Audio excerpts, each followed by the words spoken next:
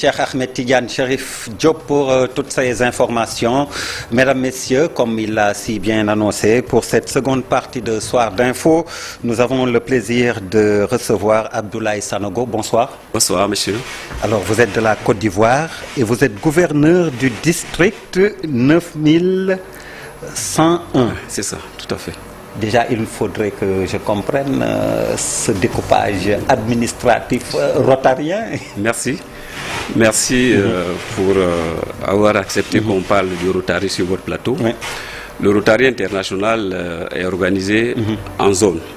Il y en a 34 et l'Afrique constitue la zone 22.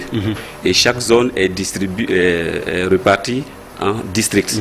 Et nous en avons 18 en Afrique, dont le district 9101 qui couvre le territoire de 10 pays de l'Afrique de l'Ouest. Vous êtes donc à la tête de 10 pays voilà, ouest africains. Exactement, de ce district-là qui couvre les 10 pays de l'Afrique de l'Ouest. Pour ironiser, je veux dire, vous êtes préfet en Côte d'Ivoire, mais gouverneur en Afrique de l'Ouest. Hein. On pourrait le dire. Monsieur Sanogo. Voilà. Alors, le prétexte de cet entretien, c'est la journée mondiale de lutte contre la poliomyélite. Depuis 1985, le Rotary s'est lancé dans cette lutte, a initié même cette lutte.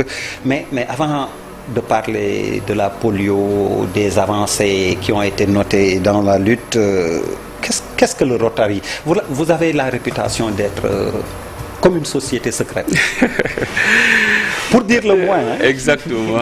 Il y a tout un mythe autour des Rotariens. Rien n'est secret au niveau du Rotary international. Le Rotary international, c'est une association d'hommes et de femmes qui voient des gens qui s'unissent pour apporter un changement durable dans leur communauté, dans leur collectivité. Autrement dit, c'est des hommes et des femmes qui découvrent des problèmes dans nos communautés et qui vont chercher les solutions pour faire en sorte que chacun puisse avoir le minimum pour vivre.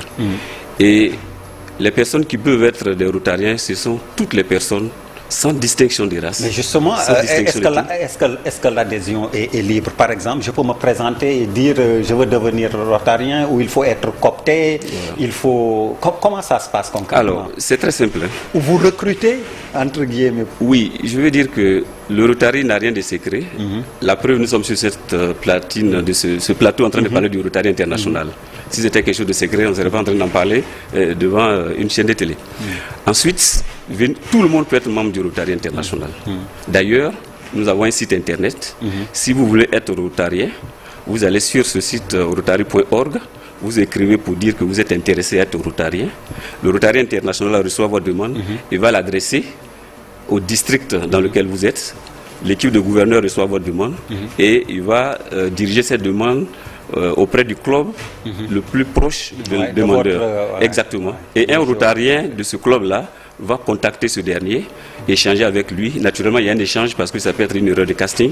Parce qu'il y en a qui pensent que quand on vient au Rotary, c'est pour avoir des bourses, c'est pour avoir de l'argent pour... c'est du social qu'on peut, l'argent à distribuer. Mais justement, vous avez la réputation d'avoir des membres qui sont riches pour pouvoir justement faire des œuvres caritatives. Alors, pour venir au Rotary international, il y a une cotisation annuelle qu'on paye. Il suffit d'être capable de payer cette cotisation annuelle au niveau du Rotary international pour le fonctionnement du club. Et puis on est Rotary. La cotisation annuelle est de combien? Vous semblez minimiser, mais dans nos pays où oui, exactement. Alors, le pouvoir d'achat n'est pas... Chaque club est autonome et décide de sa cotisation. Cette cotisation, il y a, par membre par an, il y a $75 qui sont affectés au Rotary international. Ensuite, le reste sert au fonctionnement du club et du district. Donc, ce n'est pas une cotisation dont le montant est extrêmement élevé. Mais jusqu'à présent, vous ne donnez pas une fourchette pour vous en Côte d'Ivoire, par exemple. C'est combien? Ça dépend des clubs. Il y a des clubs où, vous savez, il y a un montant payé au Rotary international qui est de 75 Et dans un pays, on peut avoir combien de clubs? Alors, le souhait, c'est d'avoir le maximum de clubs. Aujourd'hui, au Sénégal, par exemple, nous avons 7 clubs. 7 clubs. Et au niveau du district, nous avons 98 clubs. Voilà, l'ensemble du district, 98 clubs, dont 7 au Sénégal. Voilà. Vous êtes connu pour, comme je disais, des œuvres de bienfaisance, des œuvres caritatives, principalement dans quel domaine, dans quel secteur? Les actions que nous menons au Rotary s'articulent autour de plusieurs axes. Il y a des actions que nous menons dans le cadre de la protection de l'environnement. Il y a des actions que nous menons dans le cadre de la santé mère-enfant. Il y a des actions que nous menons dans le cadre de l'adduction, à l'accès à l'eau potable. Et puis il y a des actions que nous menons aussi dans le cadre de la sensibilisation sur tout ce qui est relatif à la paix. Et une grande partie de nos actions s'articule autour aujourd'hui de la santé, dont Polio Plus. Ça nous permet justement de parler de Polio Plus. C'est quoi le concept Polio Plus? Alors, tout est parti en 1979 à Manille, aux Philippines. Oui. Le Rotary International, le district auquel appartient le pays, les Philippines, a organisé une campagne de vaccination des enfants. Et cette campagne a pu permettre de vacciner 6 millions d'enfants. Et le Rotary a constaté que ça a eu un effet positif sur cette maladie dans cette région. Et en 1985, le Rotary en a fait un programme qu'on appelle Polio Plus, dont l'objectif, c'est un monde sans polio. De tout faire pour que la poliomyélite disparaisse complètement. Et à ce jour, donc en 2023, quel est le bilan que vous dressez? On sait que cette maladie a été pratiquement éradiquée de la Terre, sauf dans 2 pays. Exactement. Il y a de cela une trentaine d'années, environ 350 000 enfants étaient affectés par an. Et aujourd'hui, il ne reste que 2 pays dans lesquels il y a encore des cas. Mais la particularité de la poliomyélite, c'est que s'il y a un cas dans un pays, tous les autres pays sont obligés de considérer qu'il y en a partout, parce que ce cas-là peut finalement se retrouver dans tous les pays. C'est pour ça que nous disons qu'il faut continuer encore à lutter contre la maladie, même s'il ne reste que 2 pays. Ces 2 pays, faut-il les citer?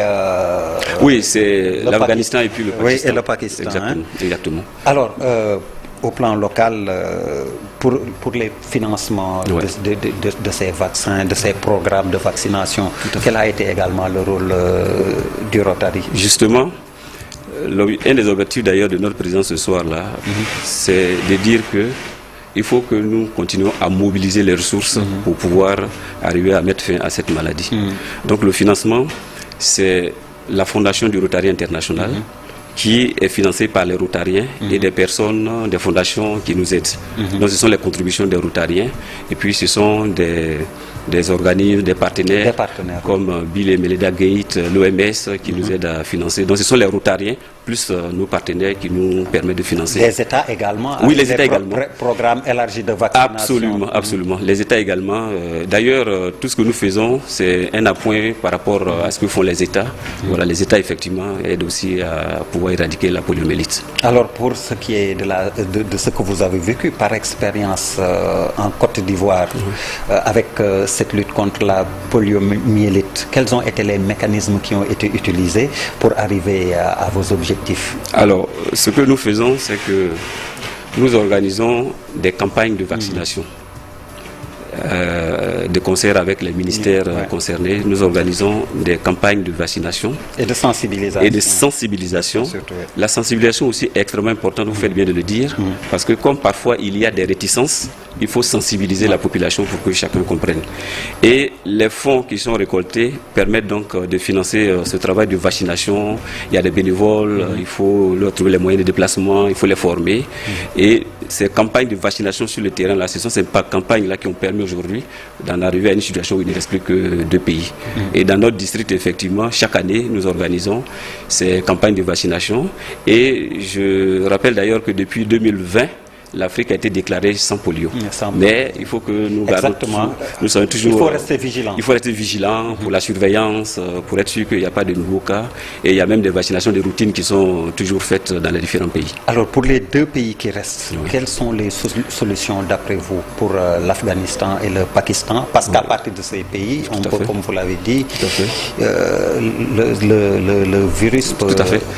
Alors, la poliomyélite a cette particularité que le seul médicament, c'est la prévention. Exactement. C'est la vaccination. C'est la vaccination. Exactement. Donc, ce qui est fait au niveau du Rotary International dans ce pays-là aujourd'hui, c'est d'abord de mener cette sensibilisation-là pour que tout le monde comprenne que ces vaccinations-là vont permettre effectivement d'en finir complètement avec la polio et puis d'intensifier les opérations de vaccination dans ces pays-là.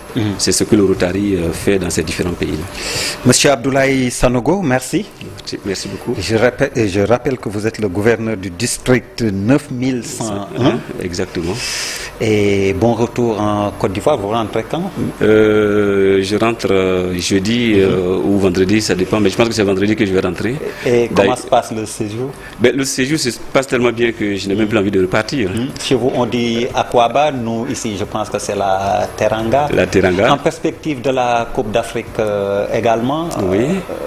Vous avez pris pour la première fois la Coupe d'Afrique ici au Sénégal, vous les Ivoiriens. J'espère que vous aurez l'amabilité de nous laisser avoir un titre sur votre sol aussi. Ce que je peux vous garantir, c'est que la fête sera belle. Toute l'organisation est mise en place en Côte d'Ivoire pour que la fête soit belle. Et nous attendons tous nos frères africains pour fêter en Côte d'Ivoire. Et que le meilleur gagne. Et que le meilleur gagne. Et que ce soit nous. Que le meilleur gagne.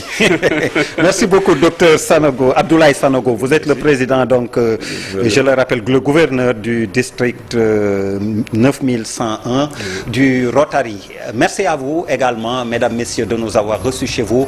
Excellente suite de programmes sur la TFM, la télévision Futur Média. Merci, bonsoir.